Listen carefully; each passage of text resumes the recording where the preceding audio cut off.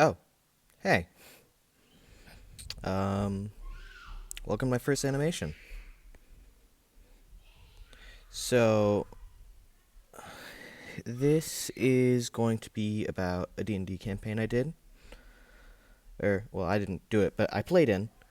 Um, that did not go so great. I'll explain the rest later in the video. Um, Enjoy.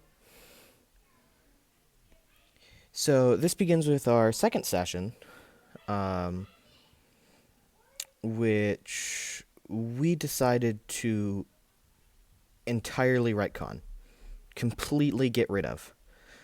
And you might be asking what was so bad about the session. And the answer to that is all of it. Everything was bad. There was not a portion of the entire session that did not go, like, suboptimally. But before we get into why it was so bad, I'm going to introduce you to the cast. So, we'll be featuring 4 people. Um, Drake, our DM, uh, Violet, the 5'6" cat girl human cleric, uh, Devoth, our dragonborn barbarian. Uh, Shut the fuck up, pal. There's a reason why he's named that. He has an actual name. We don't know. Well, we know his actual name. We just don't acknowledge him by it. And pal. Yeah, you're probably starting to figure out where he got that name from.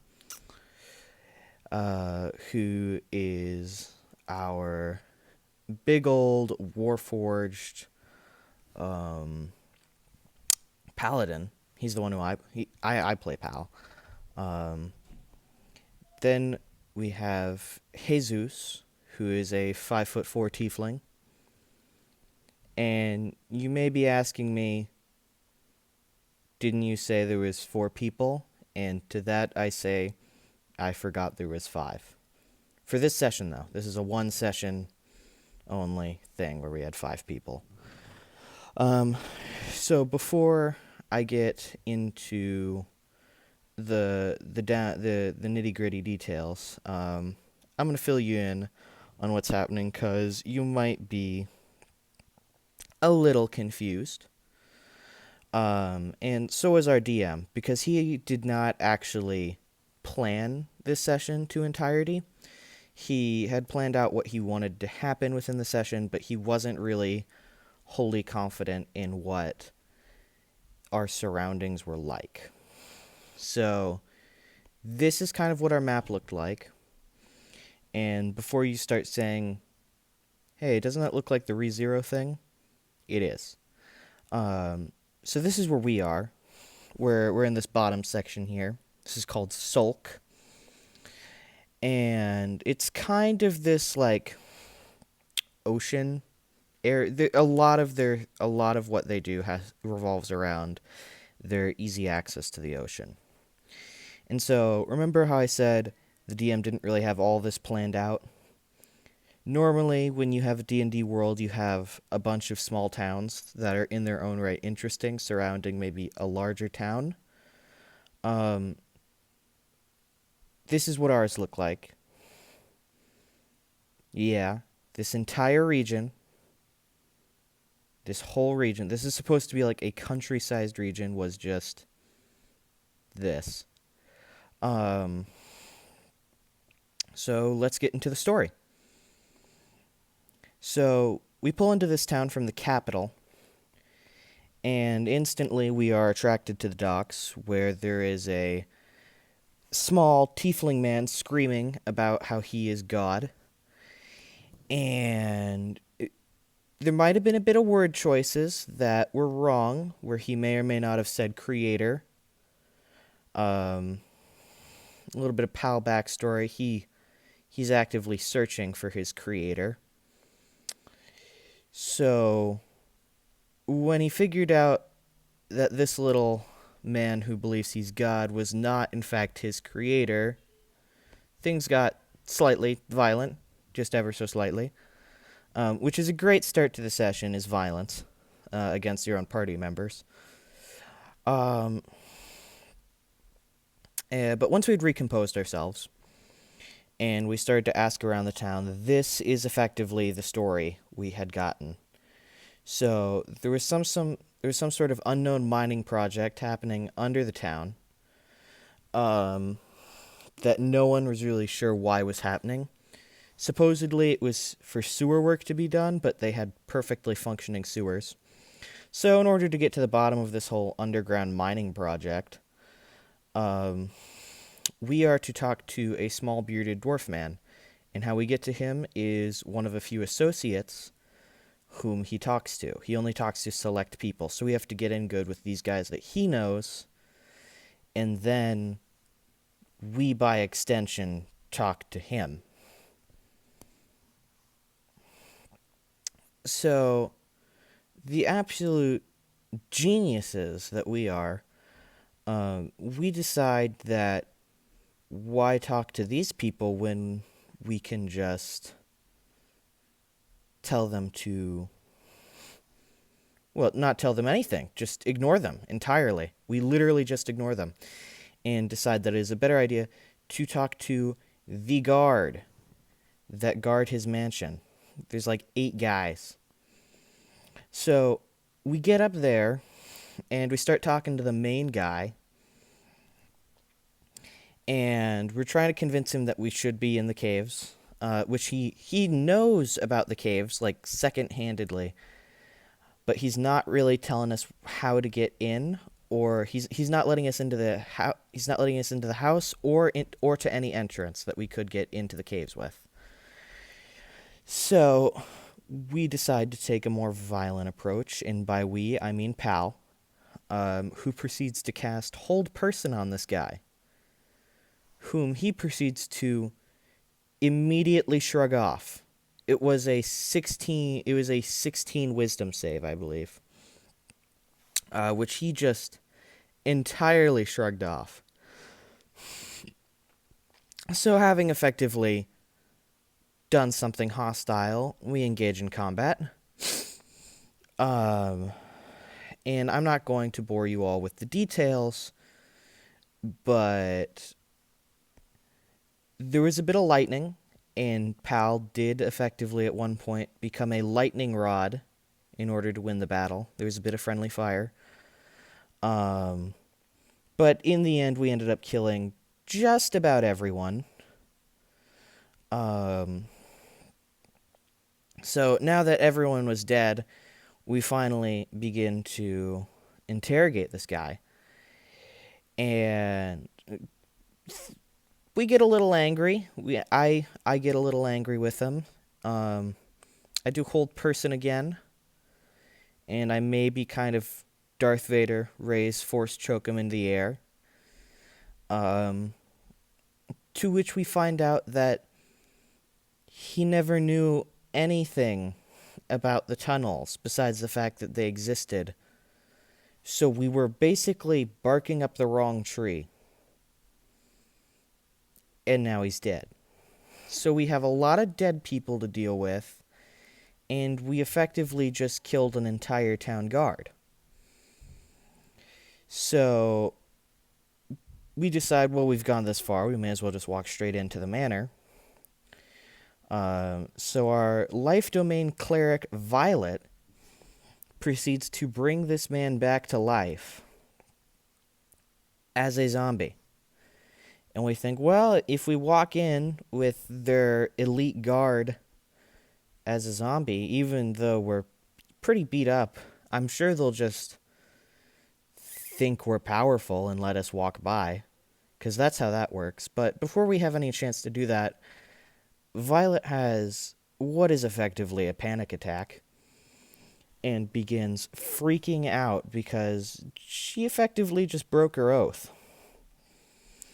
And in order to convince her that, it's fine that she brought a dead person who died a warrior's death back to life to be her personal slave, Pal maybe gets a little religious, By the way, this is entirely Brake's character. Literally. Um, I would say this is maybe my lowest moment in terms of roleplay. Also, in regards to that image, that is, in fact, Pal. This is what he looks like. This is the official Pal art. But anyways, Violet freaks out, and she kind of heads off into the woods with this dead guy, because she just is not mentally stable enough to do anything. And heads back to our camp, where we meet up with her at the camp and learn that she buried the dead guy, and now she is going to remain here. So we're kind of down to 4 people now, and the only healer we have is our paladin, me, who does not have a lot of spell slots or life pool points left. So we decided to take the long rest till nighttime and fully heal up.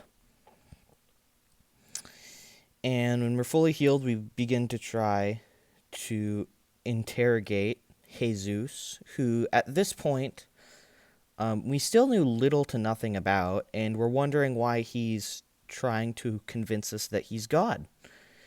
So we interrogate him a bit more and eventually come to the conclusion that he's fine and that he's just mildly insane. So we head back to the town, now at nighttime, where we are immediately confronted by the entire population of the town wielding pitchforks and torches. So remember, while we were interrogating this guy, our buddy, our dear old pal, shut the fuck up, pal, snuck off and left us high and dry to go and start a fire at an ocean town. A fire on an inherently wet town. I know, just genius, gigabrain thinking. Anyways, he's tied up, rightfully. Absolutely. That's the kind of action you take. So we get into the town, and the entire town is angry at us. And slowly through negotiations, we kind of pick out what happened. And while he was starting the fire, the town caught him. They tied him up and hid him in one of the buildings. So the locals are getting a little hostile at this point because we killed their whole guard and then attempted to set their town on fire. So they're starting to get a little hostile with us. And Pal, the murder robot, gets a little bit angry, just a little, an itsy bitsy amount angry, and maybe uses his ability to incite fear in the crowd in hopes that they will go away. And I would have, in my personal opinion, I would have said it is within Pal's philosophy, just the way he functions, to go toe-to-toe with that entire town alone. But I really didn't want to do that. So I just attempted to scare them all away, which to some extent it did work. We got rid of, maybe a quarter of them. But with all this commotion, the private guard of the dwarf man who runs the town come down along with him, and we get arrested. So we're in jail now. We were interrogated and had all our items taken from us, besides Pal's armor, who has had it fused to his body, as Warforged do. And I'd like to mention at this point, Drake, our DM, has no fucking clue what to do. None at all. because not only was this town not like super planned out, it wasn't planned for us to kill an entire guard, survive, and then willingly go to jail. Um, but either way, we break out. We we effectively destroy the locks. We don't even try and lockpick or do anything fancy. And then breaking out of our cells, we walk through the one and only door back into the interrogation room, where our weapons and armor are conveniently sitting on the table. As I said, at this point, everyone was getting kind of exhausted, so plot holes were, or not plot holes, just like things were just happening so that we would all come back together with all our items and continue on the correct track. So we skulk throughout the mansion and eventually find the entrance to the sewer. And upon entering the sewer, we encounter Violet, who was last at the camp. So with a little bit of questioning, we find out that apparently, not far from our camp, in the woods, there was just this hatch that she opened, which led to the sewers with us. So with the whole gang back together, we continue down the sewer, and we're kind of going along, and eventually we realize we are being followed by two men. And we're kind of wading through this foul-smelling water, and we realize when we turn around that one of these guys is holding a torch, and then he drops it. And we realize that this foul-smelling water isn't just sewer water, it's explosive material. And everyone is burned and singed, and we once again get into combat with these two guys, which I'm, like before, I'm not going to get into the nitty-gritty with, but, you know, we kill one, we take the other hostage, Devoth is stabbed, and I'd like to say that we got to interrogate the guy and continue the session, kind of leaving all the bad stuff in the dust, but you already heard at the beginning we didn't do that. This whole session was retconned. And by the time we were, getting the story back on track, it was already morning. We had started this session at 8 the night prior. So everyone was getting tired. Everyone was getting exhausted. And everyone really left the session with a feeling of emptiness. And we would complain about this session for a good another month and a half at least, before we would eventually decide to entirely retcon the second session, saying that it never happened to begin with, and take it all as a lesson to improve our characters and our story building. And eventually, maybe 2 months later, we did come back together and do the second session again with a take two. But you guys aren't going to see that in this video.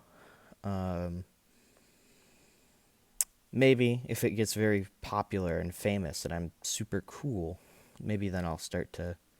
I'll make every session if this video gets like 800... You know what? No, that's too high. If this video gets 400 views, I will make every session so far into a video at one point or another. 400 views, that's the goal. But either way, I hope you enjoyed my first